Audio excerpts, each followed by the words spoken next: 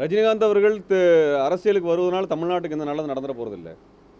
அரசியல் என்பது யார் வேணால் வரலாம். ஆனால் அதற்குரிய தகுதி என்பது மக்கள் இடத்திலே தொடர்ச்சியாக வேலை செய்து மக்கள் பிரச்சனைகளை புரிந்து கொண்டு மக்களுடைய போராட்டங்களில் கலந்து கொண்டு அரசு அடக்குமுறையில் என்னன்னு புரிஞ்ச ஒரு நபரால் தான் மக்களுக்காக பணி செய்ய முடியும், மக்களுக்காக ஒரு பங்களிப்பு செய்ய முடியும். அப்படியான ஒன்றை அவர் செய்துவிட்டு வருவார் என்றால் அது மக்கள் ஏற்றுக்கொள்ளக்கூடியதாக இருக்க முடியும். ஆனால் அப்படிலாம் எதுவுமே இல்லாமல் முக அறிமுகத்தை வைத்து கொண்டு மட்டுமே நீங்கள் தேர்தலில் நின்று அதிகாரத்தை பிடித்துவிடும் என்று நினைப்பது என்பது ஒரு முறையான அரசியலை கொடுத்து விடாது. ஜல்லிக்கட்டு போராட்டத்துக்கு பிறகு தமிழகம் வேறாக இருக்கிறது. இங்கே இருக்கக்கூடிய திரைப்பட கலைஞர்களை அன்றைய இளைஞர்கள் ஒரு பொருட்டாக மதிக்கவில்லை என்பதை கண்கூடாக பார்த்துருக்கின்றோம்.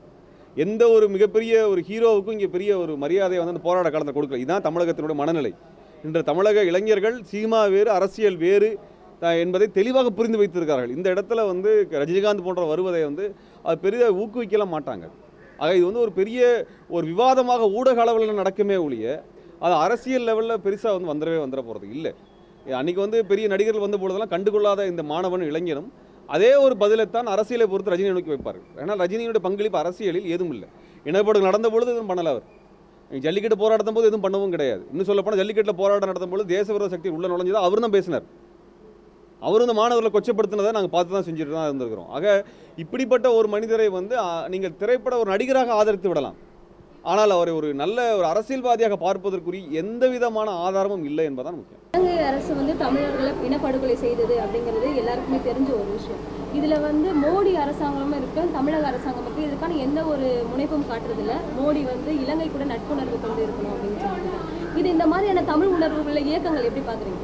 இல்லை, இந்திய அரசு தொடர்ச்சியாக தமிழின விரோத நிலைப்பாட்டை தான் வெளியுறவு கொள்கையில் வர்றாங்க. பாதுகாப்பு கொள்கையும் அப்படி தான் இருக்குது, பொருளாதார கொள்கை அப்படி தான் இருக்குது. தமிழக அரசு இலங்கையின் மீது பொருளாதார தடை கொண்டு வந்திருக்கிறது, தீர்மானம் நிறைவேற்றிருக்கிறாங்க. ஆனால் இந்திய அரசு பொருளாதார ஒப்பந்தங்களை போடுகிறது.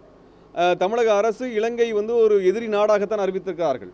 இலங்கை மீது சர்வதேச விசாரணை வேணும்னு கேட்டிருக்கிறாங்க. ஆனால் இந்திய அரசு அப்படியான ஒரு சர்வதேச விசாரணை தடுத்து வைத்திருக்கிறது.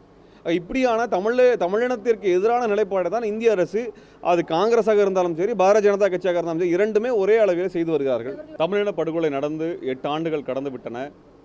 இந்த இனப்படுகொலைக்கான சர்வதேசமான ஒரு சுதந்திரமான விசாரணை நடத்தப்பட வேண்டும் என்று தமிழக மக்கள் நீண்ட நாளமாக கோரிக்கை வைக்கிறார்கள். மேலும் தமிழ் ஈழத்திற்கான ஒரு பொது வாக்கெடுப்பை நடத்த வேண்டும் என்ற கோரிக்கை தமிழகத்தில் வலுவாக இருக்கிறது. இந்த 2 கோரிக்கைகளையும் தமிழக அரசு ஒரு தீர்மானமாக சட்டசபையில் நிறைவேற்றிருக்கிறார்கள். இந்த தீர்மானத்தை நடைமுறைப்படுத்துகின்ற வேலையை தமிழக அரசு மேற்கொள்ள வேண்டும் என்பதை சமயத்தில் நினைவுபடுத்த விரும்புகிறோம்.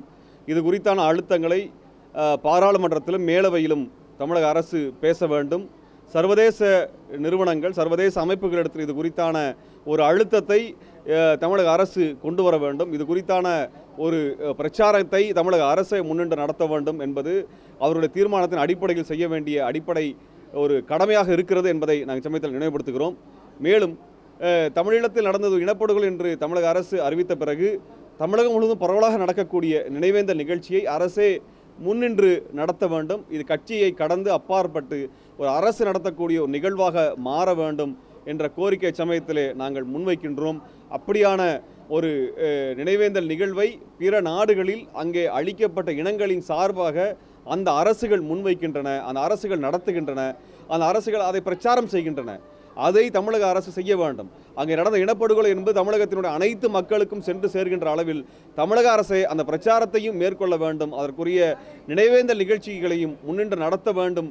அது அரசு அங்கீகரிக்கப்பட்ட ஒரு நிகழ்வாக மாற வேண்டும் என்பதை இச்சமயத்திலே அரசுக்கு நாங்கள் தெரிவித்துக் கொள்ள விரும்புகின்றோம். உலகமெங்கும் பரவி இருக்கும் தமிழ் நெஞ்சங்களே, உங்கள் பகுதிகளில் நடக்கும் நிகழ்வுகள், போராட்டங்கள், பிரச்சனைகள், அதிகாரிகளின் அலட்சியத்தால் புறக்கணிக்கப்பட்டுள்ள திட்டங்கள், லஞ்ச புகார்கள் மற்றும் சமூக அவலங்களை இந்த உலகிற்கு வெளிச்சம் போட்டு காட்ட விரும்புகிறீர்களா? உங்கள் செல்போன் மூலமோ அல்லது தங்களிடம் இருக்கும் கேமரா மூலமாகவோ பிரச்சனைகளை வீடியோவாக பதிவு செய்து எங்களுக்கு அனுப்புங்கள். உங்கள் பகுதி பிரச்சனைகளை உலகுக்கு வெளிச்சப்படுத்தி அப்பிரச்சனைகள் நீங்க வழி செய்வதுடன் உங்களுக்குரிய சன்மானத்தையும் வழங்குகிறோம். முஸ்லிம்களுக்கு மத்தியிலே செய்து கொள்ளக்கூடிய விவாகரத்துக்கு பெயர் தான் தலாக். தலாக்கை சொல்வதற்கு முன்னால் அவர்களை எச்சரிப்பது, அவர்களுக்கு காயம் ஏற்படாத மாதிரி அடிப்பது, ஆணும் பெண்ணும் அவர் காயம் ஏற்படாத மாதிரி பெண்களை அடிப்பது, அவர்களை தன்னுடைய படுக்கையை விட்டும் தள்ளி வைப்பது, இதுக்கு அப்புறம் தான் தலாக் வரும். இதையும் விளங்கிக்கணும், இதையும் சொல்லணும்.